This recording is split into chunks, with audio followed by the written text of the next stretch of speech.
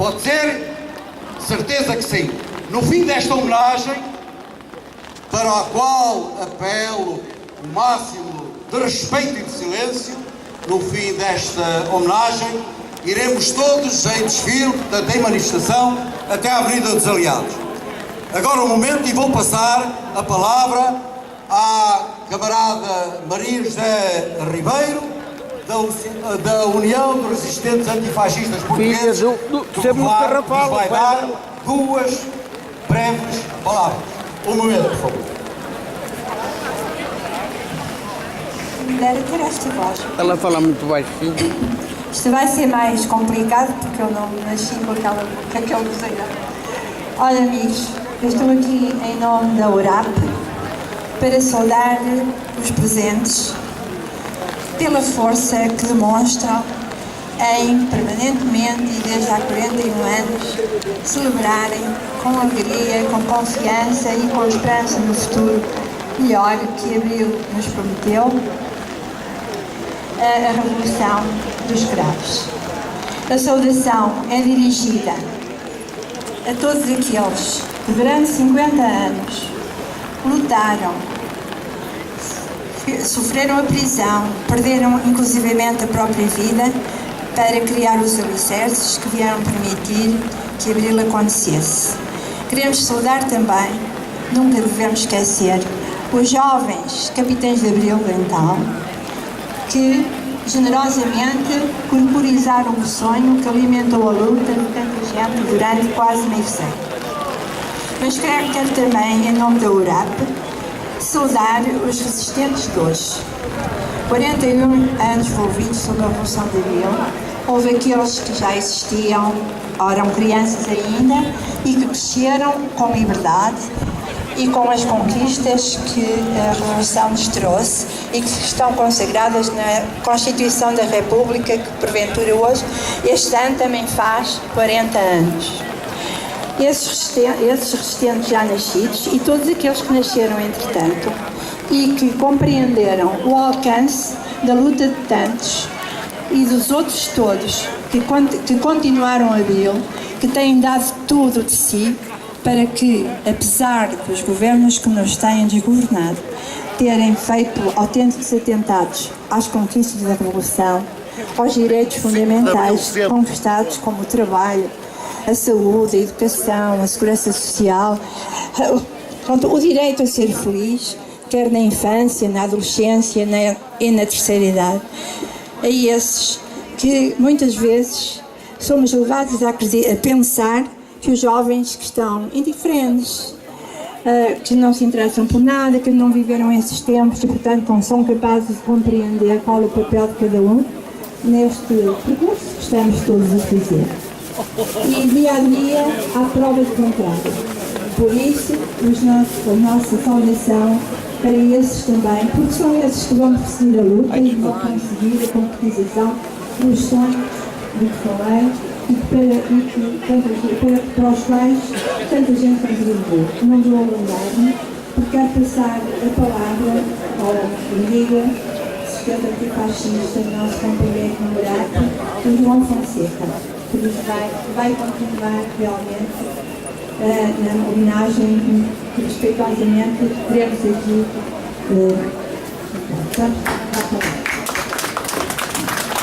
É por isso que nós dizemos que o 25 de Abril vale muito. E também dizemos 25 de Abril sempre, fascismo nunca mais! 25 de Abril sempre, fascismo nunca mais! 25 de Abril sempre, fascismo nunca mais! Fascismo Amigos nunca mais! e camaradas, estamos hoje aqui a comemorar os 41 anos da Revolução de Abril e a homenagear todos os resistentes antifascistas que já não estão entre nós, mas cuja vida e luta foi um precioso contributo para a Revolução dos Escravos, que acabou com o regime fascista, e esse regime odiado tivesse o seu final, e a revolução que nós fizemos e conseguimos em 25 de Abril de 74. Entre os resistentes antifascistas que homenageamos, avulta o nome de Regina de Moura, também ela membro da URAP, União dos Resistentes Antifascistas Portugueses, e que este ano várias organizações evocam o centenário do seu nascimento. A razão pela qual se justifica um breve apontamento da vida de Virgínia de Moura em sua memória. Virgínia de Moura nasceu em São Martinho do Conde, em Guimarães, a 19 de julho de 1915, mas sempre foi considerada uma mulher do Porto, pois aqui viveu e lutou a maior parte da sua vida. Aos 16 anos, no Liceu da Póvoa de Varzim, já participava nas lutas e greves estudantis, e aos 18 anos, estudante universitária, pertenceu ao SVI, Socorro Vermelho Internacional, e filiou-se no PCP, Partido Comunista Português. Virgínia de Moura frequentou a Faculdade de Engenharia da Universidade do Porto, tendo sido uma das primeiras mulheres portuguesas a formar-se em Engenharia Civil. De notar, porém, que nunca os seus projetos puderam ser assinados por si, pois eram todos reprovados pelas autoridades fascistas, dada a sua atividade política. A razão, porque se viu obrigada a dar explicações de matemática e física no seu pequeno escritório na praça do município do Porto. E em toda a sua vida foi uma incansável e determinada lutadora pela liberdade, a democracia e os direitos dos trabalhadores e do povo. Com o companheiro da sua vida, o camarada Lobão Vital, que também hoje recordamos, Virgínia de Moura esteve sempre presente nas pequenas e grandes batalhas políticas contra o fascismo e as ditaduras de Salazar e Franco.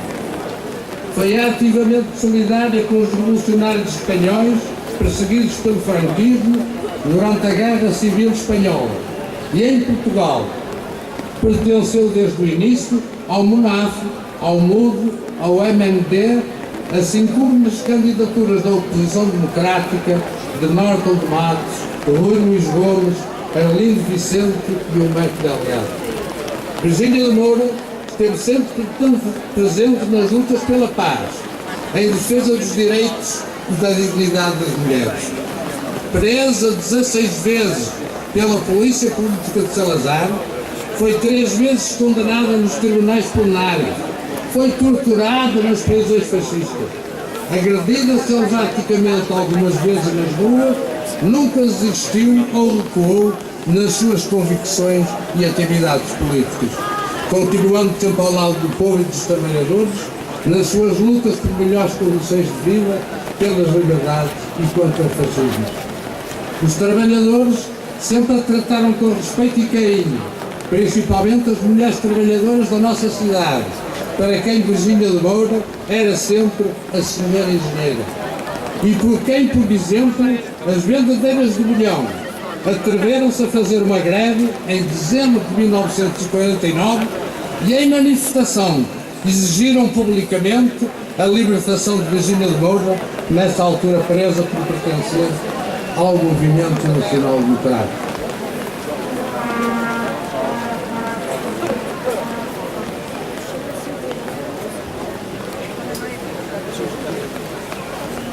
Virgínia de Moura desenvolveu também uma grande atividade intelectual, tendo colaborado em vários jornais e revistas do país.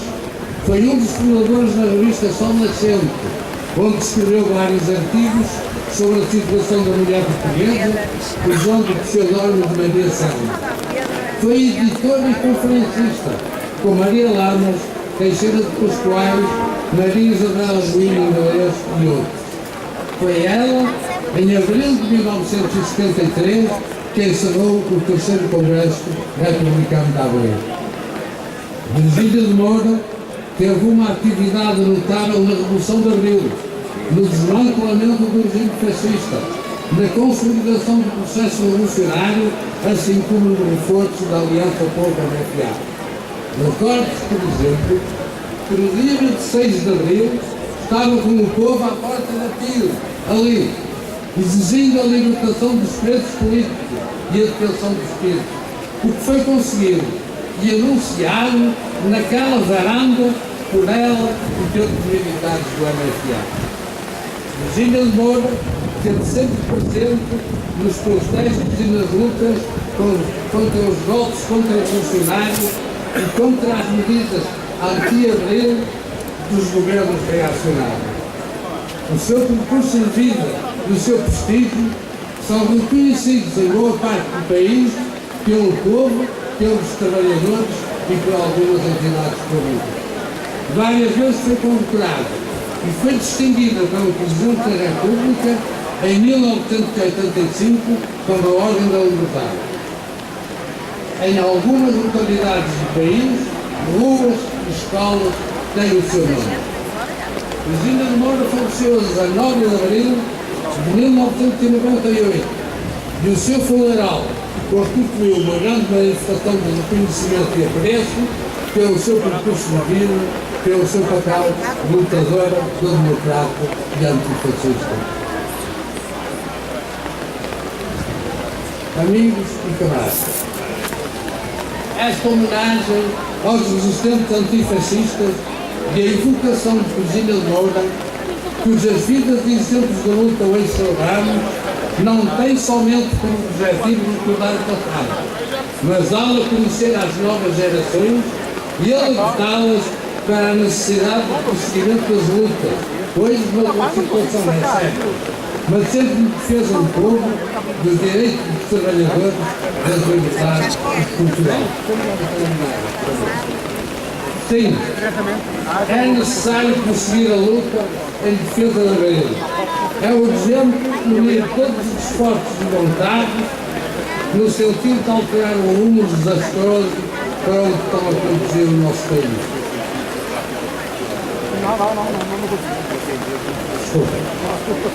É por todos conhecida e sentida a gravidade da situação em que, sobretudo nos últimos anos, as políticas de direita dos governos do PS, PSD e CDS, sozinhos ou coligados, com troicas ou sem troicas, empurraram o país para um desastre que põe em causa a situação de vida dos portugueses e do país, principalmente nos planos económico e social.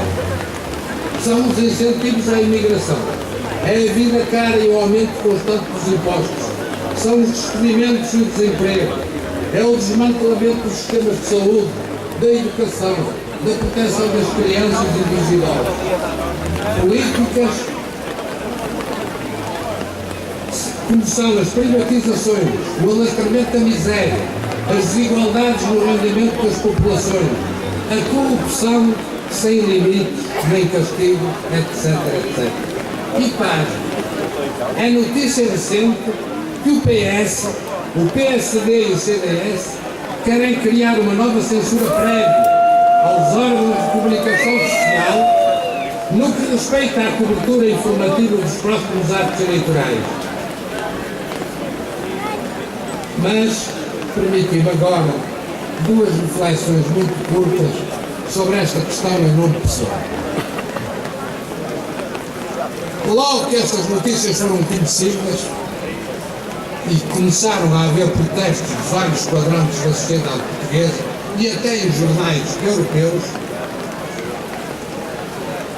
membros do governo e membros dos partidos e responsáveis dos partidos da Troika portuguesa vieram logo com notícias para a rua a dizer que era mentira, que não estavam de acordo, que isto tudo era uma invencionice. Mas nós já estamos habituados a tantas desculpas e tantas aldrabices, camaradas e amigos. E de uma coisa eles não se safam, é do propósito. O propósito estava lá, a intenção estava lá, venham agora eles dizer que não estavam de acordo, que não sabiam e que isso até era inventado. E já agora outra coisa que convém refletir, não há censura em Portugal. Pessoalmente eu digo, e vou dar um exemplo, camaradas e amigos, porque é que os órgãos de informação afetos ao grande capital e ao governo, utilizando aquela fórmula de quem não aparece não existe, aproveitam para discriminar as organizações dos trabalhadores, as organizações políticas de esquerda e, sobretudo, o PCP. Eles dizem que quem não aparece não existe. E isso é ou não é censura? É censura. Abaixo da censura. Em Portugal já começa a haver censura novamente. Quer dizer, camaradas e amigos, que está em causa tudo o que foi conquistado com a Revolução dos Cravos, ameaçando já as liberdades e a soberania nacional. Tal é a dependência dos portugueses e do país, das políticas e das orientações da União Europeia, do grande capital nacional e internacional e do imperialismo dos Estados Unidos da América. E toda esta dependência tem o apoio obsessivo das forças políticas, agora apelidadas como partidos do arco de poder. É uma vergonha. Esta situação é uma vergonha. A situação em que nos encontramos começa já a ter pouco ou nada a ver com as esperanças criadas ao povo português, pelas quais lutou com o NFA na Revolução de Abril, de um país livre, independente e soberano, de paz e bem-estar do povo português. Estes objetivos estão consagrados na Constituição, mas o Presidente da República não a cumpre, nem obriga os governos a cumprir. Amigos e camaradas, não permitamos que destruam a Revolução dos Cravos. É, pois, urgente inverter esta situação e a alternativa, e que os exemplos da vida e de luta de Virgínia de Moura e de muitos outros resistentes democratas e patriotas que nos antecederam e hoje homenageamos, continuem a ser considerados um contributo para o reforço da nossa luta contra todos aqueles que pretendem acabar com a memória da Revolução de Abril e destruir as nossas conquistas. Não o conseguirão. Viva o 25 de Abril! A luta continua! 25 de Abril sempre! Fascismo nunca mais! 25 de Abril sempre! Fascismo nunca mais! 25 de Abril sempre! Fascismo nunca mais! 25 de Abril sempre! Fascismo nunca mais! Muito obrigado pela vossa atenção.